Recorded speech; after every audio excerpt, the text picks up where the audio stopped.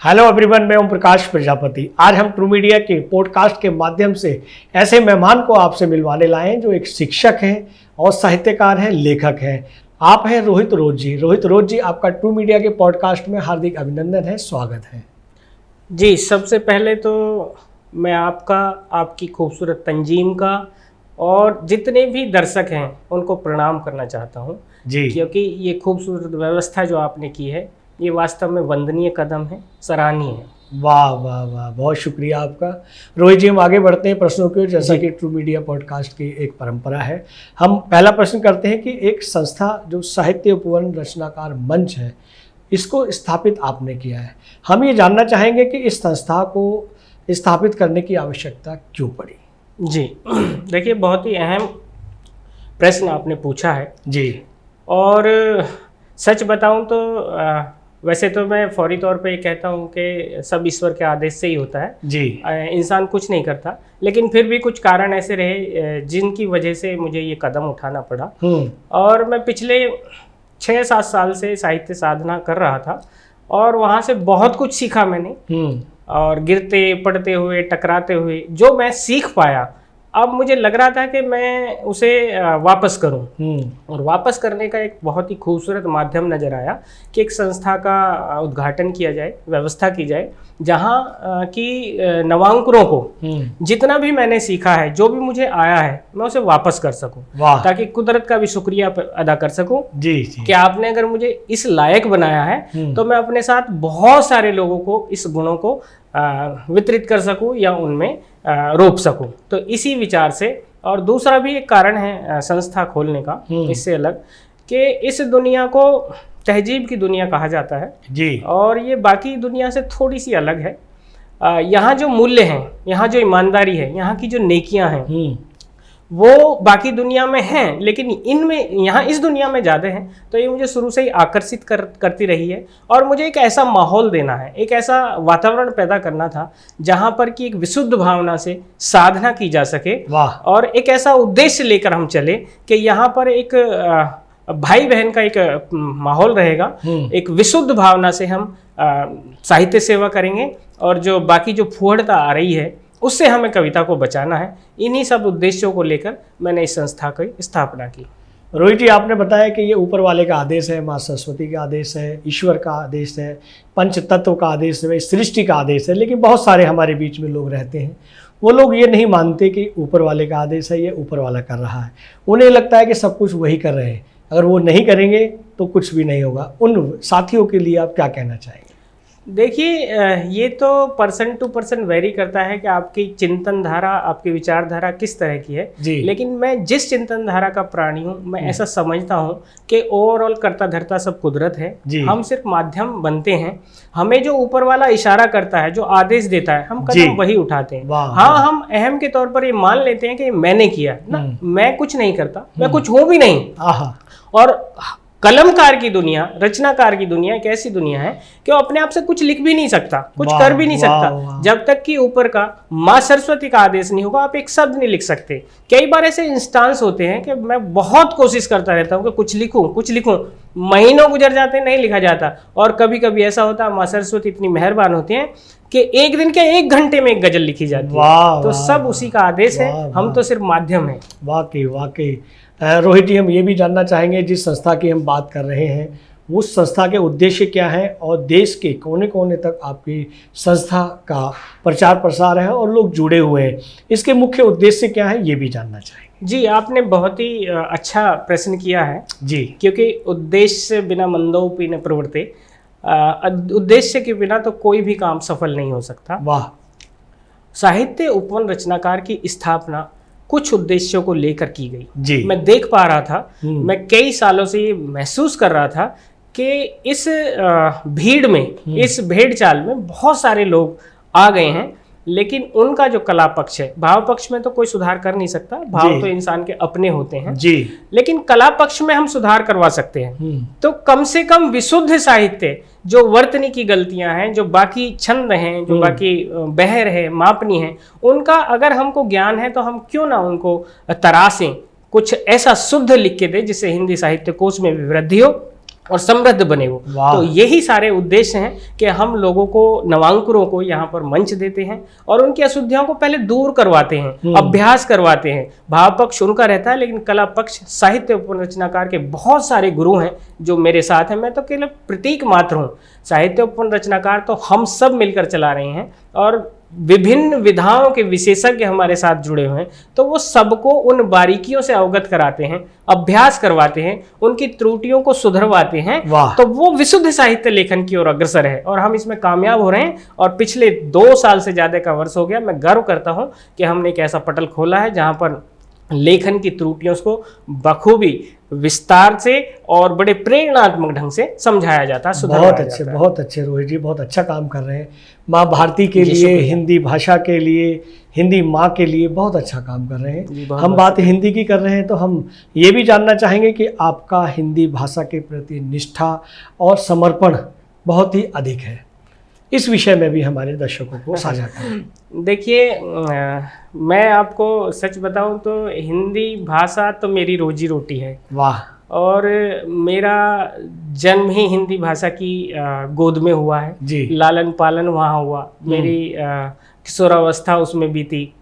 और अब जब उसने रोजी रोटी का भी माध्यम बनाया, मेरी बाह पकड़ ली, तो और समर्पण बढ़ गया। और उससे भी ज़्यादा जब मैं हिंदी साहित्य के क्षेत्र में आया तो अब लगता है कि उम्र भर हिंदी साहित्य मेरे साथ रहने वाला है। मैं हिंदी साहित्य की सेवा करने के लिए ही इस धरती पर आया हूँ, मुझे ऐसा महसूस होता है। तो जितना मेरे पास है, मैं माँ हिंदी की साहित्य की सेवा करता रहूँगा और बाकी लोगों को भी प्रेरित करता रहूँगा। आइए हम उस मातृभाषा की सेवा करें जिसने हमें पढ़ना, लिखना, चलना, बोलना, यहाँ तक कि हंसना सिखाया है। यही मेरे उद्देश्य। वाह वाह, बहुत अच्छी बात आपने बताई रोहित जी। हम आगे बढ़ते हैं। जैसा कि पिछला माह अभी हमारा एक हिंदी माह गया, हिंदी पखवाड़ा गया है, जो 14 सितंबर को हिंदी दिवस मनाया जाता है। मैं आपके माध्यम से अपने दर्शकों को ये जानने के प्रयास करवाना चाहता हूँ कि हमें हिंदुस्तान में रहते हुए कई हजार वर्ष हो गए, हिंदुस्तान को आज़ाद हुए 77 वर्ष के लगभग हो गए, बावजूद उसके हमें हिंदुस्तान में हिंदी दिवस क्यों मनाना पड़ता है?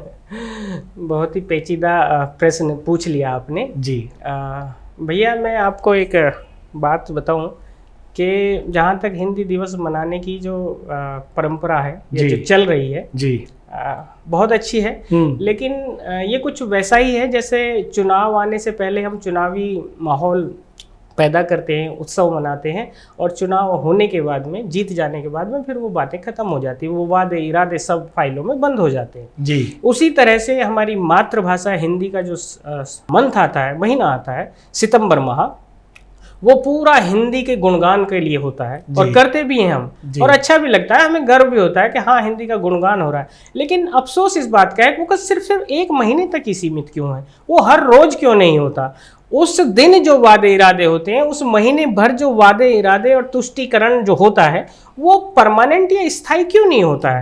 वो पूरे साल भर अगर चले तो हमारी भाषा जो आज मैं कहूँ चिंता के फेस में है या चिंतनीय उसकी दशा है, वो शायद उससे निकल पाएगी और हम एक बहुत ही अच्छा मानक स्थापित कर पाएंगे। तो मेरी आप सबसे गुजारिश ये है कि न केवल 15 दिन, न केवल 1 हफ्ता, न केवल 1 महीना हिंदी का उत्सव मनाएं, बल्कि हर रोज़ मनाएं, पूरे वर्ष भर मनाएं, तो हम माता हिंदी के लिए कुछ अच्छा कर पाएंगे, कुछ अच्छा सोच पाएंगे। ये मेरी सबसे गुजारिश है।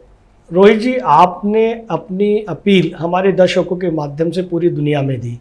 क्या एक व्यक्ति के कहने से, करने से, या 2 व्यक्ति के या 100 व्यक्ति के कहने और करने से ये फेरबदल, ये परिवर्तन हो सकता है? क्या इस विषय पर सरकारों को आगे आना चाहिए कि वो ऐसा आदेश करें, ऐसा माहौल बनाएं कि प्रत्येक व्यक्ति को हिंदी में जीना चाहिए, हिंदी में खाना चाहिए, हिंदी में रहना चाहिए, बाकी अन्य भाषाओं का भी सम्मान करें? ये नहीं कहेंगे कि उन भाषाओं का सम्मान ना करें, उन्हें भी रखें, लेकिन हिंदुस्तान में रह रहे हैं तो हिंदी में जिए। हाँ, आपने बहुत अच्छी बात कही है, और ये बात सुनकर मुझे एक छोटी सी उदाहरण याद आ गया जी। मैं उसे शेयर करता हूँ दर्शकों। जरूर जरूर जरूर। कि एक बार एक जंगल में आग लग गई जी, और सारे पंछी, सारे वहाँ के पशु भागने लगे वहाँ से। तो लेकिन एक चिड़िया थी, वो पास ही में नदी बह रही थी, वहाँ से वो एक टोपका चोंच में भर के पानी लाती थी और वो बुझाने का प्रयास कर रही थी जी। एक बंदर देख रहा था और वो हंस रहा था तो उसने कहा कि भाई ये तुम क्या समझते हो कि तुम्हारे ये करने से हो जाएगा, बुझ जाएगी? कह रही नहीं, मैं ये नहीं समझती, मगर मैं अपना धर्म निभा रही हूँ। जब इसका इतिहास लिखा जाएगा, जब जंगल में आग लगी थी तो एक चिड़िया ने प्रयास किया था और इस प्रयास को जरूर प्रेरणा के रूप में देखा जाएगा, तो मैं तो केवल वो कर रहा हूँ। मैं जानता हूँ कि एक आदमी से कुछ नहीं होता, लेकिन एक आदमी कम से कम ये प्रेरणा तो दे ही सकता है, कम से कम चिंगारी तो दे ही सकता है कि हाँ ऐसा हो सकता है। और मेरी सबसे गुजारिश भी है कि आप आइए, साथ आइए और हम ऐसा अच्छा सकारात्मक दृष्टिकोण लेकर ये प्रयास करें। 1 से 11 होते हैं, 11 से 1000 होते हैं और वो 1 लाख भी होंगे। तो बहुत सारी संस्थाएं, बहुत सारे लोग इस हेतु काम कर रहे हैं, प्रयास कर रहे हैं, जो सराहनीय कदम है। मैं भी उनके साथ खड़ा हूँ, मैं अपने स्तर पर जो कर सकता हूँ मैं वो कर रहा हूँ। मेरी चर्चा यहाँ भी करने की मन था कि जैसे हम प्रशासनिक विभागों में जाते हैं तो 1 महीने के लिए वहाँ बैनर लगा होता है जी कि हम ये हिंदी माह हैं और हिंदी में काम करें, हिंदी में बात करें। तो इस तरह से हमारी सरकारी एजेंसियों को भी आदेशित करें या पहल करें तो ये पहल बहुत जल्दी सकारात्मक रूप ले सकती है। क्या ऐसा माना जा सकता है? हाँ, देखिए हर काम को, हर चीज को देखने के दृष्टिकोण 2 होते हैं। जी, एक नकारात्मक, एक सकारात्मक। हम इसे सकारात्मक रूप में ले सकते हैं जी। कि कम से कम हम 1 महीना उसको बहुत अच्छे से गौरवान्वित होकर अनुभव कर रहे हैं और देख पा रहे हैं कि हम बैनर भी लगा रहे हैं, हिंदी का सम्मान भी कर रहे हैं, कोशिश भी कर रहे हैं। तो इसे सकारात्मक दृष्टिकोण भी कहा जा सकता है कि हम ऐसा कर पा रहे हैं और लोगों को उदाहरण प्रस्तुत कर पा रहे हैं कि ये हो सकता है। और इसमें सुधार ये है, जो मैंने अभी पहले आपसे कहा कि सुधार ये है कि 1 महीने न लगा के उसे परमानेंट करें। जी, उसे प्रेरणा आप देते रहिए और जो कामकाजी भाषा है उसे कम से कम ऐसा करें कि वहां पर ज्यादा से ज्यादा हिंदी का इस्तेमाल हो। तब इन बैनर्स को लगाने का, तब इन होर्डिंग्स को लगाने का बहुत ज्यादा फायदा भी नजर आएगा और बहुत ज्यादा प्रेरणादायी भी साबित होगा। रोहित जी, एक यकायक प्रश्न और मेरे जहन में आया, मैं इस बात की चर्चा करना चाहूँगा। आप ये भी कह सकते हैं कि मैं आपके साथ में बातचीत कर रहा हूँ और जैन जैसे शब्दों का मैं इस्तेमाल कर रहा हूँ, प्रयोग कर रहा हूँ, लेकिन ये शब्द रोज़मर्रा की ज़िंदगी में प्रयोग होने लगे, इसलिए मैंने इस शब्द को प्रयोग किया। ये भी एक चिंतनीय विषय है कि जब हम हिंदी दिवस मनाते हैं, हिंदी उत्सव मनाते हैं, बहुत सारे कार्यक्रम होते हैं, बहुत सारे उत्सव होते हैं, सरकारी एजेंसियां भी करती हैं और गैर सरकारी एजेंसियां भी करती हैं। जब हम कार्यक्रम करते हैं, जब वहाँ पर आने वाले अतिथियों, गेस्टों और आमजनों की एक संख्या, एक क्रम संख्या लगाते हैं डायरी में या पेज पर, तो वहाँ पर साथियों से कहा जाता है कि अपना नाम और फ़ोन नंबर और अपने हस्ताक्षर करें।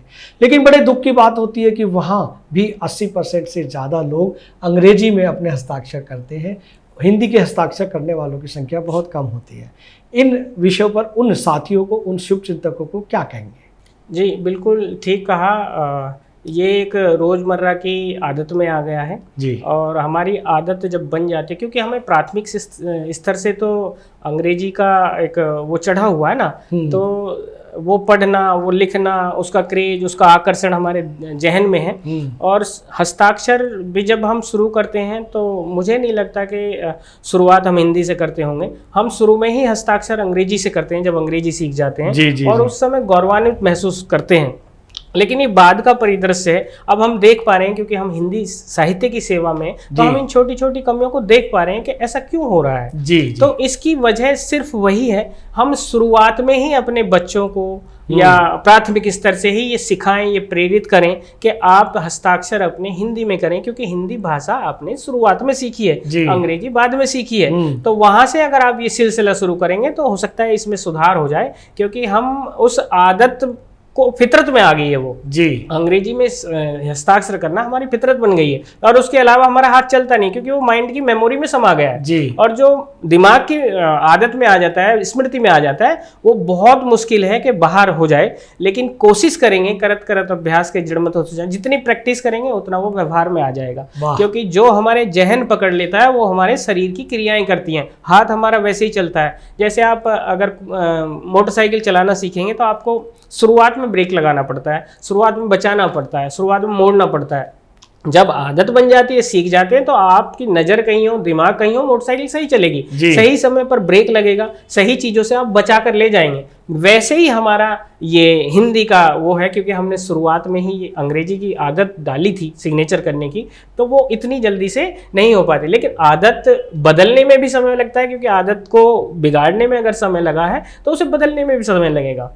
जब आप किसी भी बात की रूटीन में ले आते हैं, किसी भी बात के व्यवहार में लाते हैं, तो विज्ञान की एक सिद्धांत भी कहता है कि 21 दिनों की एक प्रैक्टिस कीजिए, 21 दिन के बाद वो आदत बन जाती है। आप रोज़ हिंदी में साइन करें, हिंदी में हस्ताक्षर करें, 1 महीने के बाद वो आदत में आ जाएगा।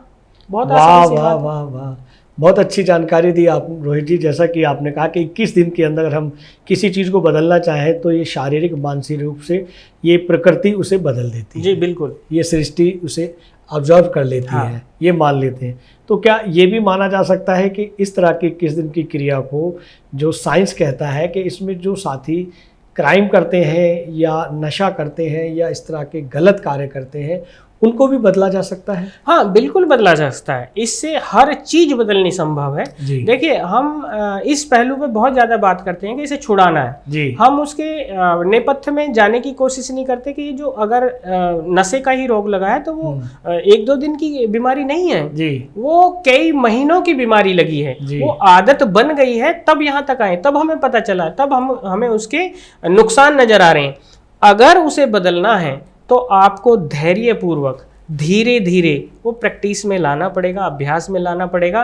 और मैं गारंटी से कहता हूँ, मैं 100% इस बात पे दावा करता हूँ कि अगर आप उसे 1 महीने अभ्यास में लाएं, आदत में ले आएं, तो निश्चित रूप से वो छूट जाएगा, चाहे वो नशा हो, चाहे किसी का भी एडिक्शन हो। बहुत अच्छी जानकारी, बहुत अच्छी जानकारी आप हमारे दर्शकों को शुक्रिया, बहुत साधुवाद आपको। हम आगे चलते हैं प्रश्नों को।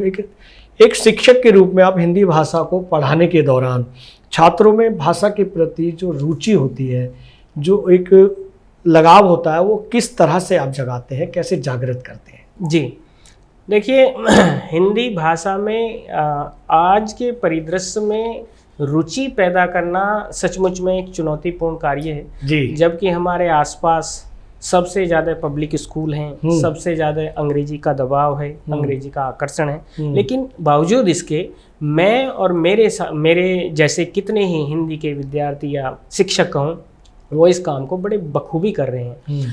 हिंदी पढ़ाते समय हम छोटी छोटी गलतियों पर अगर नज़र करेंगे, गलतियां ही ना बताएं केवल, हम उन्हें सुधार भी बताएं। जब हम सुधार करना बताते हैं तो बच्चा बड़े खुश होकर उसे एक्सेप्ट करता है, वो स्वीकार कर लेता है कि हाँ ये मेरी गलती है और इसकी जगह सर ने ये बताया तो ये हो सकता है। हम केवल उसे क्रॉस करके या उसे सर्कल करके ही ना छोड़ दें कि ये गलती है। अब जैसे मैंने कई बार ये कोशिश की है कक्षा में, जब मैं प्रार्थना पत्र लिखवाता हूँ, उसे चेक करने के लिए बुलाओ तो उसे शुरू में कई गलतियाँ निकलती हैं, लेकिन मैं हर गलती का सुधार बताता हूँ। तो धीरे धीरे धीरे धीरे वो एप्लीकेशन लिखना, प्रार्थना पत्र लिखना बहुत अच्छे से सीख जाते हैं बच्चे।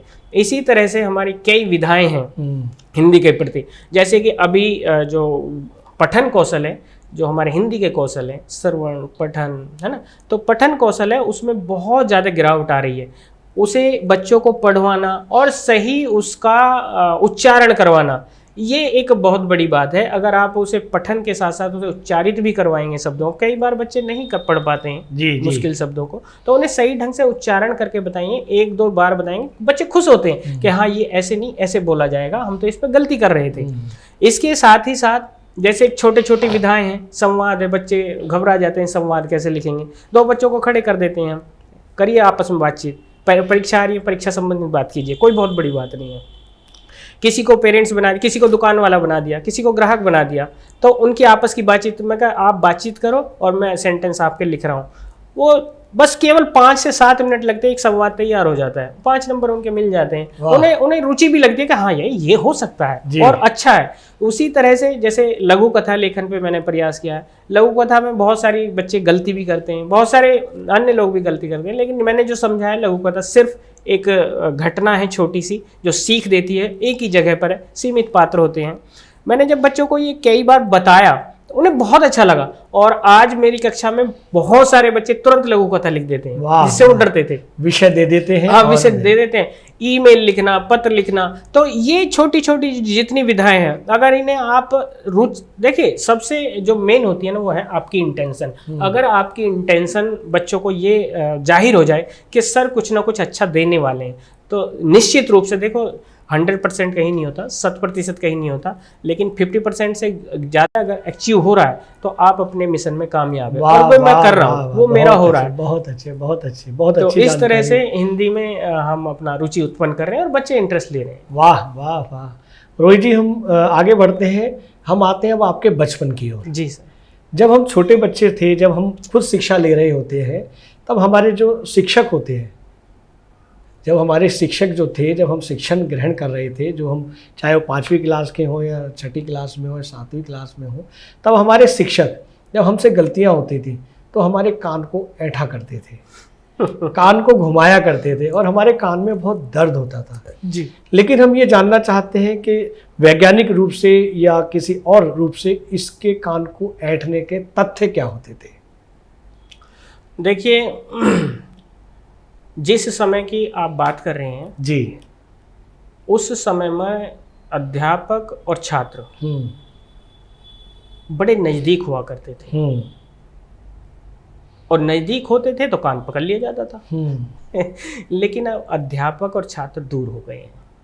आप इस बात को समझ पाएंगे कि इस समय पर अध्यापक और छात्र के बीच में नई कानून व्यवस्था और अभिभावकों, ये दो जो घटक हैं, कड़ियाँ हैं, इन्होंने छात्र और अध्यापक का रिलेशन दूर कर दिया है।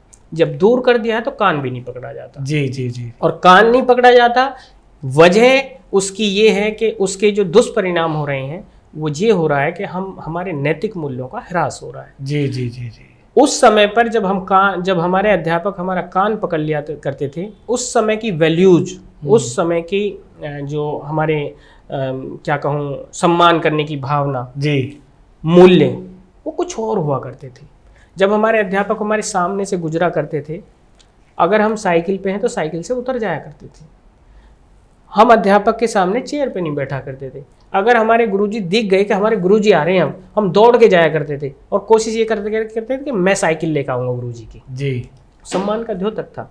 उस समय पर अध्यापक करीब से उसका कान पकड़ के उसे जो गलती करता था उसका एहसास कराता था, उसे समझाता था, उनमें वो मूल्य स्थापित हो जाते थे, और पेरेंट्स भी उसमें बराबर के सहयोग करते थे। वो कहते थे जो हमारा बच्चा सुधरना चाहिए, चाहे कुछ हो जाए। लेकिन अब ऐसा नहीं है।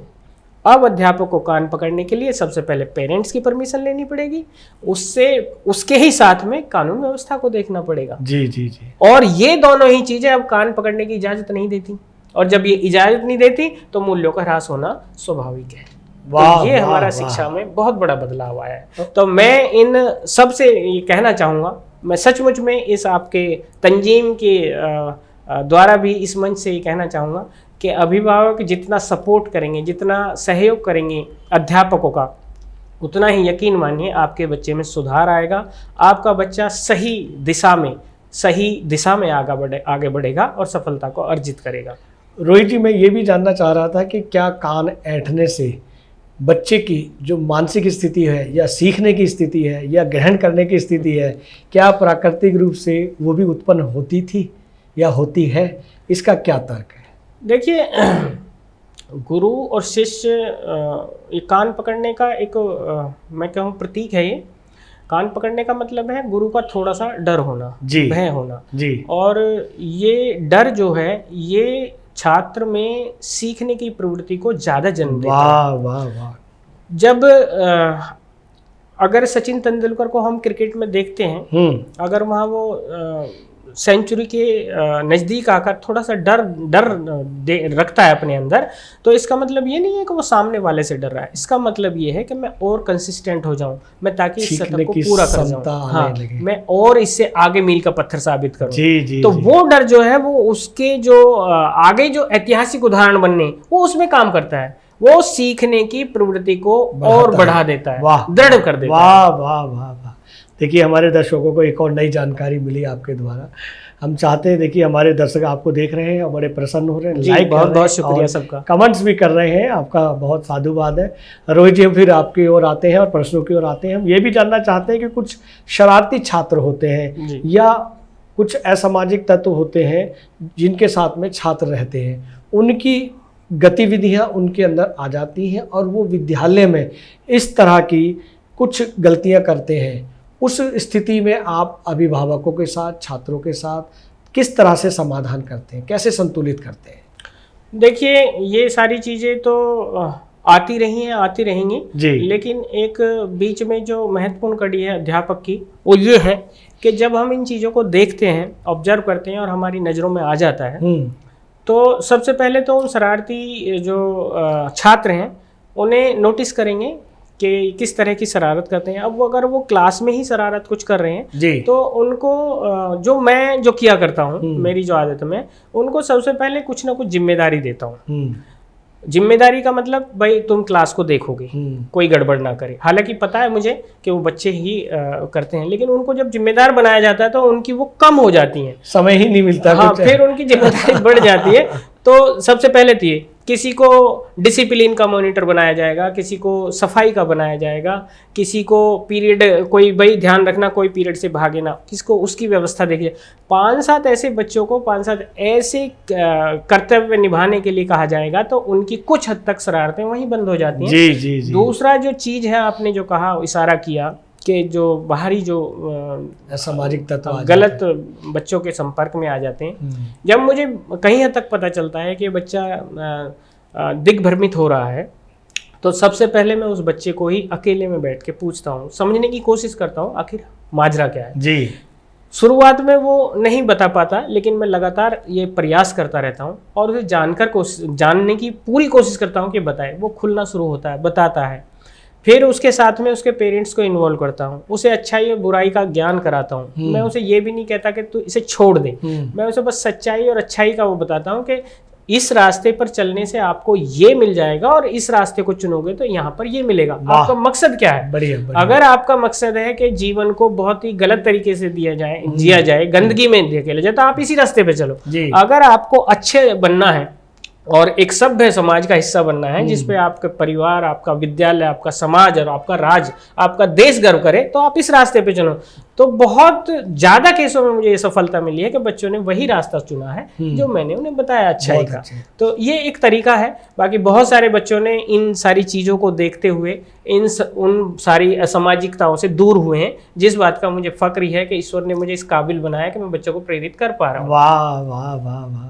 कभी कोई ऐसी घटना भी घटी है कि जैसे आपने जिन छात्रों को पढ़ाया और वो छात्र किसी अच्छी पोजीशन पर जाकर जॉब में लगे हैं, या प्राइवेट जॉब में लगे हैं, या किसी एजेंसी से जुड़े हैं, और वो आपके साथ मिले हों, कहीं देखा हो, राह में मिले हों, विद्यालय में मिले हों, या किसी बाजार में मिले हों, और वो आपके संपर्क में आए हों, तो आपको कैसा प्रतीत होता है? वो प्रफुल्लता कैसी होती है? ऐसा कई बार होता है। और एक बार तो ऐसा था, मैं अपनी धर्मपत्नी के साथ शाम को सामान लेके आ रहा था सब्जी। जी जी जी। तो एक बच्चा आया, उसने मेरे पैर छुए, सर जी नमस्ते, सर जी नमस्ते। मैं कहा कौन भाई? उसने मेरा थैला पकड़ लिया। नो सर जी मुझे दो, मैं ले चलूँगा। मैं कहा बताओ तो सही क्या है, कौन हो? नो मैं सर आपने उस समय पढ़ाया था वहाँ पर, याद आया ये नाम है? मैं कहा हाँ नाम तो याद आया भाई, पर शक्ल तेरी बदल गई। तो उस समय चाहे कुछ भी रहा हो, लेकिन ऐसा गर्व हुआ कि मैं वास्तव में ईश्वर ने बहुत ही पावन और पवित्र व्यवसाय में रखा है मुझे, जो चुना है, जो मुझे ये करने का मौका दिया है कि बच्चे आज मेरे इस हद तक अच्छे लेवल पर पहुंच रहे हैं। कई बार कई बच्चे रेलवे में चले गए, कई बहुत अच्छी जगह भी चले गए। बच्चे जब अपॉइंट होते हैं तो घर पे शुभकामना लेके आते हैं, सर आपके आशीर्वाद से ही हो गया। कई बार मिठाई लेके आते हैं, बहुत अच्छा लगता है कि भाई बच्चे बहुत सही दिशा में जा रहे हैं। उन बच्चों को जब मैं समझाया करता था, जब मैं उन्हें धमकाया करता था, डांटा करता था, तब उन्हें बुरा लगा करता था। लेकिन आज वही बच्चे जब मिलते हैं तो कहते हैं सर आपने उस समय बहुत अच्छा किया था, हमें सही राह दिखाकर आपने हमारा जीवन संवार दिया। तो मुझे फक्र है इस अपनी बात पर कि बच्चे अच्छे अच्छे जगह निकल रहे हैं और मैं इस लायक हो पा रहा हूँ, बहुत अच्छा लगता है। उस गर्व की मतलब व्याख्या नहीं की जा सकती और उसका कोई मोल भी नहीं, मोल भी नहीं। वाह वाह रोहित जी, बहुत अच्छी बात है। आप अपने छात्रों को बहुत अच्छे से गाइड कर रहे हैं, शिक्षा दे रहे हैं, संस्कार दे रहे हैं, संस्कृति से रूबरू करा रहे हैं। इसी बीच में एक प्रश्न और आता है हमारे लिए कि जब आप बच्चों को पढ़ाते हैं और ये भी आप मानते हैं कि यही बच्चे देश का भविष्य है, यही बच्चे प्रधानमंत्री हैं, राष्ट्रपति हैं, इन्हीं में से बच्चे हमारे देश को चलाएंगे, अगर इन्हीं बच्चों को सही शिक्षा नहीं मिल पाती है तो कैसा महसूस होता है और क्या करने का मन करता है कि इन बच्चों के लिए ये भी किया जाए? असलियत में आजकल की जो व्यवस्था है ना जी, उसे देखकर थोड़ा सा ये हो रहा है कि पढ़ तो रहे हैं बच्चे पर शिक्षित नहीं हो पा रहे हैं जी। मेरी जो अपनी सोच है वो ये है कि पढ़ना जितना महत्वपूर्ण है जी, उससे ज़्यादा शिक्षित होना जरूरी है। तो अब हमारी जो व्यवस्था है या हम जो कोशिश कर रहे हैं या जो हमारे आसपास का जो माहौल है जैसा भी है वो ये कोशिश में लगा हुआ है, हमारे पेरेंट्स भी हम भी, कि इनका IQ लेवल बढ़ जाए। हम कोई भी इस बात पर जोर देना वाजिब नहीं समझते या हमारा चिंतन में ही नहीं है वो कि इनका EQ भी बढ़ना चाहिए। जब बच्चों का EQ नहीं बढ़ता तो वो अशिक्षित रह जाते हैं। बिल्कुल। जब बच्चों का IQ बढ़ जाता है तो बुद्धिमान तो बहुत हो जाते हैं, चीज़ों को तो बहुत याद रखते हैं, ग्रहण कर लेते हैं, लेकिन समायोजन करने की क्षमता उनकी कम हो जाती है। और यही एक कारण है कि समायोजन की क्षमता कम हो रही है, EQ उनका डेवलप नहीं हो पा रहा है, तो तरह तरह की घटनाएं, दुर्घटनाएं हमें देखने को मिल रही हैं जानकारी के रूप में, या कहो कि आप परसेंटेज में तो देखेंगे कि बच्चों के मार्क्स बहुत अच्छे आ रहे हैं, बहुत ही अच्छे। उस समय पे जब आप और हम पढ़ा करते थे जब इतने नंबर नहीं आया करते, इतने अंक नहीं आया करते, लेकिन आज अंकों की तो भरमार है, खूब झोली भर भर के आ रहे हैं, लेकिन जो योग्यता विकसित होनी चाहिए, जो काबिलियत विकसित होनी चाहिए, वो नहीं हो पा रही है। जो हमारे पेरेंट्स थे, जो हमारे अभिभावक थे, वो हमसे ज्यादा काबिल थे, मुझे ऐसा लगता है। हमसे कम पढ़े लिखे होने के बावजूद भी वो हमसे ज्यादा काबिल थे, ज्यादा योग्य थे, और हम ज्यादा पढ़े लिखे होने के बावजूद उनके जितने योग्य नहीं हो पाए। तो उसका कारण यही है कि उनकी शिक्षा हमसे ज्यादा बेहतर थी, हमारी शिक्षा उतनी बढ़िया नहीं है। हमने सिर्फ मार्क्स पे, हमने सिर्फ अंक अर्जित करने पे पूरी एनर्जी लगा दी है, पूरी व्यवस्था को थोप के रख दिया है। सभी पेरेंट्स भी यही कर रहे हैं, पूरा पैसा खर्च करेंगे सिर्फ इनका IQ बढ़ जाए, सिर्फ इनकी इंटेलिजेंसी बढ़ जाए। अरे बढ़ाना तो ये भी है, लेकिन वो भी तो बढ़ाना है। योग्यता कैसे आए? योग्यता तो तब आएगी जब वहां से समझ विकसित होगी, समझ नहीं पा रहे। जी रोहित जी, क्या आपको लगता है कि आजकल वर्तमान में जो परिस्थितियां, सामाजिक परिस्थितियां जो बनी हुई है, कि जो ऐसे युवा जो पढ़कर आ रहे हैं, जो परसेंटेज बढ़ाकर ला रहे हैं, तो वो जब अपनी गृहस्थी बसाते हैं तो वो ऐसी फीमेल के साथ या मेल के साथ करते हैं जो शिक्षित होती है या शिक्षित होता है, उसके बाद कुछ ही वर्षों में उनके संबंध विच्छेद हो जाते हैं, और वो अगर संबंध विच्छेद नहीं होते तो वो एकल रहना ज़्यादा पसंद करते हैं। जो आपने बताया कि शिक्षा का लेवल नहीं बढ़ता है,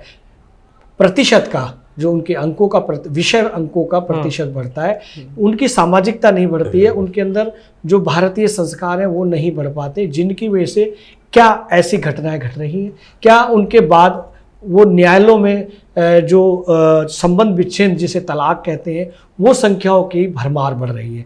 क्या यही कारण है मुख्य? देखिए, मैं आपको थोड़ा पीछे ले जाना चाहूँगा जी इस बात का जवाब देने के लिए जी, कि जब हमारा और आपका समय था तो एक बैठक हुआ करती थी, हमारे पापा, दादा, बाबा, संयुक्त परिवार के रूप में जब रहते जहाँ बैठते थे। हाँ। तो हम छोटे छोटे बच्चे जैसे वो अगर बैठे हैं जी, तो हम किसी कोने में बैठ जाते थे, जो हम उम्र थे छोटे छोटे बच्चे, तो वो अपनी दिन की शेयरिंग किया करते थे, सारी चीजों को डिस्कस करते थे, भाई आज ये हुआ, वो हुआ, उसे ऐसा करना चाहिए, वो सारी चीजों को, कामों को भी बांटते थे। अब आपको ये करना है, वो सारी व्यवस्था का वहां पर पूरा विवरण होता था। हमें नहीं समझाना, लेकिन हम उन्हें सुनकर अपने आप समझ रहे थे, सीख रहे थे। हर समस्या का समाधान वहां पर मिल रहा था, कैसे होता है ना। तो वो जो संयुक्त परिवार प्रणाली थी वो वास्तव में बहुत ही वंदनीय थी, जहां पर कोई भी तनाव, कोई भी परेशानी का सामना कोई नहीं करता था। अगर एक की परेशानी है तो वो चाचा ताऊ मिलकर सब मिलकर उठा लेते थे और उसको कोई दिक्कत भी नहीं। और कई बार तो ऐसा होता था कि बच्चे को पता ही नहीं है और उसका परिवार चल रहा है ना, क्योंकि वो संयुक्त परिवार था, ऊपर एक मुखिया बैठा, वो सबका वो देखभाल कर रहा है। आज क्या हो रहा है, आज हमने सब बच्चों को, ज्यादातर बच्चों को, क्योंकि 1 या 2 बच्चे होते हैं, उसके बाद हम कोशिश करते हैं कि जितनी भी हमारी कमाई है ना, जितनी भी मेहनत है, सब इन पर लगा दो ताकि इन्हें उच्च से उच्च शिक्षा मिले, उच्च से उच्च पढ़ाई करें और उच्च से उच्च ये पद पे जाए, स्तर पर रहे और पद पर वो तो हमें हासिल हो रहा है, क्योंकि हमने भाई सोचा तो हमने वही ना, तो जो सोचा वो तो हासिल हो रहा है कि वो पढ़ भी लेंगे, हॉस्टल में भेज दिए, अकेले रहे, अंक भी अच्छे आ गए, डिग्री भी बढ़िया मिल गई, नौकरी भी बहुत बढ़िया मिल गई। लेकिन जो माहौल था ना, जो वहां शिक्षा मिलती थी, जो संस्कार मिलते थे, फिर मैं कहूंगा जो समायोजन की क्षमता विकसित होती थी, वो खत्म हो गई। इसलिए ये एकल परिवार गड़बड़ कर रहे हैं। इसलिए बाकी चीजें जो अदालतें तलाक के और बाकी चीजों से भरी हुई हैं, वो इसीलिए तो भरी हुई हैं। आप अगर देखेंगे, इनका प्रतिशत देखेंगे तो उनमें झगड़े वाले वही ज्यादा केस है जो न्यूक्लियर है, जो एकल परिवार है। जो संयुक्त परिवार के हैं उनके केस बहुत कम जाते हैं आज भी अदालत में। तो यहाँ हमारी व्यवस्था जो समाज की है वो गड़बड़ाई है, हमारी जो महत्वाकांक्षा है वो गड़बड़ कर रही है। वाह वाह वाह। रोहित जी, हम आगे बढ़ते हैं प्रश्नों की ओर। आपसे बहुत अच्छी अच्छी जानकारियां हमारे दर्शकों को मिल रही हैं, इसलिए अच्छी मिल रही हैं कि आप एक शिक्षक हैं, आप समाज सेवी हैं, आप साहित्यकार हैं। हम आपको साधुवाद करते हैं। आगे बढ़ते हैं प्रश्नों की ओर। जैसा कि हमें विविध हुआ है, जैसा कि सूत्रों से पता चला है कि आपको विद्या वाचस्पति मानद उपाधि से भी सम्मानित किया गया है। ये मानद उपाधि आपके लिए क्या मायने रखती है, हमारे दर्शकों को बताएं। जी, सबसे पहले तो मैं विद्या वाचस्पति देने के लिए साहित्य संगम संस्थान जी और उनके अध्यक्ष महोदय आदरणीय राजवीर सिंह मंत्री जी का आभार व्यक्त करता हूं पुनः। जी जी जी जी। और रही विद्या वाचस्पति मिलने की बात, तो मुझे सचमुच में आभास नहीं था कि मैं इस योग्य हूँ और मुझे उस सम्मान से नवाज दिया गया जो साहित्य के क्षेत्र में एक बड़ा सम्मान था मेरे लिए। जी जी जी। और वो मिलने के बाद मुझे गर्व तो हुआ ही, साथ में इस बात का भी एहसास हुआ कि अब तक तो मैं थोड़ा सा उछल कूद करके लिख रहा था, बहुत जिम्मेदारी नहीं महसूस कर रहा था, लेकिन उसे मिलने के बाद मुझ में एक जिम्मेदारी का आभास हुआ और मुझे लगा कि अब मुझे कुछ ऐसा लिखने की कोशिश करनी चाहिए जिससे समाज को सही दिशा मिले, जिससे भटके हुए लोगों को सही प्रेरणा मिले और उनकी दशा बदले, नजरिया बदले। तो उसके बाद में विद्या वाचस्पति मिलने के बाद में मेरी जवाबदेही, मेरी जिम्मेदारी और बढ़ गई है, मुझे जो महसूस हुआ। और वही उसके बाद में मैं थोड़ा सा इस क्षेत्र में गंभीर भी हुआ। मैं इस बात को स्वीकार करता हूं कि उससे पहले बहुत ज़्यादा मैं गंभीर होकर नहीं लिखता था, लेकिन उसके बाद में मेरे लेखन में, मेरे चिंतन में कि एक परिवर्तन हुआ और जो परिवर्तन मैं देख पा रहा हूँ वो ये है कि समाज के प्रति मैं ज़्यादा समर्पित हो गया। वाह वाह वाह वाह। रोहित जी, बहुत बधाई आपको मानद उपाधि के लिए। बहुत बहुत। हम आगे बढ़ते हैं। जैसा कि वर्तमान में हिंदी की स्थिति है, इसको और मजबूत बनाने के लिए हमें और क्या कदम उठाने चाहिए?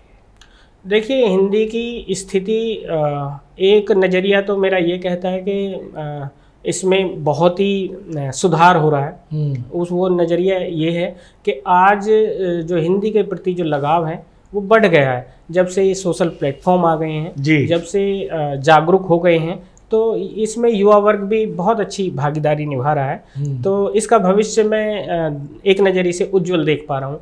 दूसरा ये है कि जो दशा की हम बात कर रहे हैं, जो बिगड़ी हुई दशा है, उसे सुधरने में समय लगेगा, लेकिन हमें सकारात्मक रहकर अपने कदम उठाते रहने चाहिए, प्रयास करते रहने चाहिए। जो पुराने जो हमारे धरोहर है, विरासत है, या जो साहित्यकार हैं, उनके संरक्षण में, उनके मार्गदर्शन में हमें कुछ ना कुछ ऐसा करता रहना चाहिए जिससे हिंदी साहित्य को बल मिले, इसके समृद्ध में इजाफा हो। तो ऐसे कदम हमें ज़रूर उठाने चाहिए। अगर ऐसा मौका मुझे मिलता है तो मैं वो ज़रूर करूँगा और मैं अपने मंच के माध्यम से ये कोशिश कर रहा हूँ कि इसका जो अशुद्धियाँ हो रही हैं लेखन में, उन्हें दूर करते रहें। जो लोगों के कला पक्ष जो कमज़ोर दिखाई देता है उसे मजबूत करने की कोशिश हो रही है। और साथ ही साथ हमने एक प्रयास ये भी किया है कि पिछले साल हौसलों के हमसफ़र एक पुस्तक का लोकार्पण किया था। वो पुस्तक आम भाषा में कही जाए तो एक पुस्तक है, लेकिन मेरी दृष्टिकोण में, मेरी नज़रिए में एक विशेष पुस्तक है। वो पुस्तक इस लिहाज से विशेष है कि उसमें हमने उन चरित्रों को वरीयता दी है जो आम होते हुए भी खास कार्य कर गए, साधारण होते हुए असाधारण कार्य किया। तो उन लोगों के चरित्र पर, उनकी साधना पर वो सृजन हुआ, और वो बिल्कुल विधि सम्मत सृजन है, चाहे छंद हो, गज़ल हो, दोहे हो। तो वो एक बिल्कुल निश्चित मापनी पे सृजन है, और देश भर के कई रचनाकारों ने अपनी सृजन शक्ति से उसे सजाया है। तो इसी तरह का प्रयास अब आगे आने वाली योजना में है, जो हौसलों के हमसफ़र 2 भाग 2 के रूप में आपके सामने आएगी। हम उन्हीं चरित्रों को चुनते हैं जो साधारण हैं लेकिन असाधारण कार्य कर गए और समाज के लिए मिसाल बन गए। बहुत अच्छी बात है रोहित जी, आपने बहुत अच्छी जानकारी दी हिंदी भाषा को और कैसे सशक्त बनाया जा सकता है। हम आगे बढ़ते हैं। अभी आपने सोशल मीडिया का जिक्र किया जिसके माध्यम से हिंदी और सशक्त हो रही है। सोशल मीडिया पर आजकल कुछ पोस्टें ऐसी वायरल हो रही है जिन पर लिखा जा रहा है कि तमाम रचनाएं लेखकों की चोरी हो रही हैं। तो चोरी करने वालों के लिए और जिनकी रचनाएं चोरी हो रही हैं उनके लिए क्या कहना चाहेंगे? देखिए, आप भी इस बात से भली भांति परिचित हैं, मैं भी इस बात से इत्तेफाक रखता हूँ। मैं यहाँ पर एक कवि हैं ऋतुराज जी, उनकी एक कविता है कन्यादान, और उसमें 2 ही लाइन है, उन्हीं का जिक्र करूँगा। उस कन्यादान कविता में कवि माँ के माध्यम से अपनी बेटी को समझाने की कोशिश करते हैं कि आग रोटियां सेकने के लिए है, हाथ जलाने के लिए नहीं जी। तो यहाँ पर इस बात को मैंने इसलिए उद्धृत किया कि सोशल मीडिया प्लेटफॉर्म हमारे भलाई के लिए हुआ था, लेकिन हमने इसे गलत तरीके से इस्तेमाल करना शुरू किया है। और क्योंकि विभिन्न तरह के प्राणी हैं यहाँ पर, फेसबुक तो एक क्या कहूँ पूरा सरोवर है, पूरा समुंदर है। वहाँ पर हर तरह का आपको, समुद्र में जैसे हर तरह के जीव आपको मिल जाएंगे, अच्छे भी हैं तो बुरे भी हैं। तो इस बात से इनकार नहीं किया जा सकता कि यहाँ पर हर तरह का प्राणी है, लेकिन अच्छे लोग भी बहुत हैं। तो हमें नज़र अच्छाई पे रखनी है। रही बात चोरी की, चोरी तो देखो बहुत ही शर्मिंदगी वाला काम है। ये अदब की दुनिया है, ये तहजीब की दुनिया है, और अगर इसमें भी आपने चोरी करने की कोशिश की तो आपको सदियां माफ़ नहीं करेंगी, आपको कुदरत माफ़ नहीं करेगी। आप किसी की मौलिकता को चुरा नहीं सकते। आप किसी की कविता के शब्दों को चुरा सकते हो, लेकिन उसके भाव को, उसकी मौलिकता को कभी नहीं चुराया जा सकता। और जो लोग ऐसा कर रहे हैं वो रचनाकार नहीं हैं, निश्चित रूप से वो निंदा के पात्र हैं। और ऐसा मैं सभी से ये अपील भी करता हूँ, रचनाकारों से, कि आप किसी की रचना को पढ़ लें, ग्रहण करें और फिर अपना कुछ लिखें तो बेहतर होगा। चाहे आप महीने में लिखें, सप्ताह में लिखें, 2 महीने में लिखें, लेकिन अपना लिखें। किसी की चुराने से आप बड़े कवि नहीं बन जाएंगे, और मेहनत का कोई विकल्प हो नहीं सकता। शॉर्टकट ना अपनाएं किसी भी तरह से। सफलता आपको अपनी साधना से मिलेगी, मेहनत से मिलेगी। मेहनत करें। वाह वाह वाह रोहित जी, बहुत अच्छी बात है। बहुत अच्छे से आपने कविता चोरी करने वालों को समझाया। ऐसे ही आप अपने विचार रखें ताकि कविताएं चोरी ना हो। अगर जो चोरी करते हैं तो वो आपकी बातों को सुनकर सजग हो जाए, ऐसी हम ईश्वर से कामना करते हैं। तो आगे बढ़ते हैं जी, कि आपकी व्यक्तिगत कविताओं में कौन सी प्रमुख विषय या विधा होती है जिसको रखकर आप कविता करते हैं? सच बताऊं तो ये बड़ा ही ट्रिकी क्वेश्चन है, और प्रश्न बड़ा क्या कहूँ, इसका कैसे जवाब दूंगा मैं। असलियत में मैं तो एक कविता का विद्यार्थी हूँ जी। और जैसे मैंने बताया, शुरू में लेखन जब शुरू किया तो मैं बहुत ज़्यादा गंभीर नहीं था। मैंने शुरुआत में हास्य भी अपनाया था, और उसकी एक गीत मैंने लिखा था, उसकी 2 पंक्तियाँ। जी जी, स्वागत है, स्वागत है, स्वागत है, स्वागत है। हालांकि था तो व्यंग है जी, लेकिन बहुत अच्छा मुझे लगता है। उसका सिर्फ मुखड़ा याद है जी जी जी। वो ये था कि आजा कर लें चुगली, बड़ी तेज मची है खुजली, आजा तू भी आजा, क्यों दूर खड़ी है पगली। तो वो एक गीत था, वहाँ से शुरुआत हुई थी। उसी तरह के कई फिर गीत भी लिखे थे, और उसके बाद धीरे धीरे जब मैं बढ़ता गया तो जैसा कि मेरा चिंतन, मेरा नज़रिया समाज की विद्रूपताओं पर टिक गया, और मैंने जो महसूस किया कि आपसी रिश्ते बर्बाद हो रहे हैं, और जो सियासत है वो बहुत ही घोटाले कर रही है, गलत कारनामे कर रही है। तो मेरा जो पूरा जो चिंतन है, पूरा जो नज़रिया है, वो सिर्फ सुधार की तरफ आ गया कि इसको लोगों को चेतना की जाए, जागृत किया जाए, कैसे रिश्ते ठीक ठाक हो सकते हैं, कैसे हम बुराइयों से बच सकते हैं। इस बात पर मेरी कविताओं का सारा का, जिन्हें आप कविता कह सकते हैं, हालांकि मैं अभी विद्यार्थी हूँ, मैं सीख रहा हूँ, कुछ लिखने की कोशिश कर रहा हूँ। अभी तक माँ शारदे ने ऐसा कुछ नहीं दिया है जिसे मैं गर्व के साथ कह सकूँ कि हाँ ये मैंने बहुत अच्छा लिखा है, लेकिन ये कोशिश है मेरी जारी कि मैं कुछ समाज को ऐसा दे सकूँ जो उनको एक नई दिशा दे सके, जिससे उनमें बदलाव आ सके। तो ये सब कुछ मेरी रचनाओं में रहता है। और कभी मैंने एक गजल कहने की कोशिश की थी। जी, स्वागत है। वो बताता हूँ जी, उससे एक कुछ शेर हमारे दर्शकों उससे पता चल जाएगा कि मैं किस तरह की लेखन करना चाहता हूँ। उसमें ये था कि मशविरा सिर्फ ये मत बुरा कीजिए, हो सके तो किसी का भला कीजिए। वाह। हाथ रब ने दिए अब तुम्हारा चयन, हाथ रब ने दिए अब तुम्हारा चयन, जुर्म या इनसे आप दुआ कीजिए। वाह, क्या बात तो है, क्या बात इस तरह से एक बात कहने की कोशिश मैं करता हूँ कि अच्छाई करो, अच्छाई करो, अच्छाई का कोई विकल्प नहीं है। बुराई तो बहुत ज़्यादा लोग कर रहे हैं, लेकिन आप जो अदबी दुनिया के हैं रखवाले, या इसकी विरासत को संरक्षण करेंगे, आगे बढ़ाएंगे, तो आपके कंधों पर बहुत ज़्यादा जिम्मेदारी है। आप तो कम से कम अच्छाई का उजाला फैलाएं। तो ये एक कोशिश मेरी रहती है। बहुत अच्छे रोहित जी।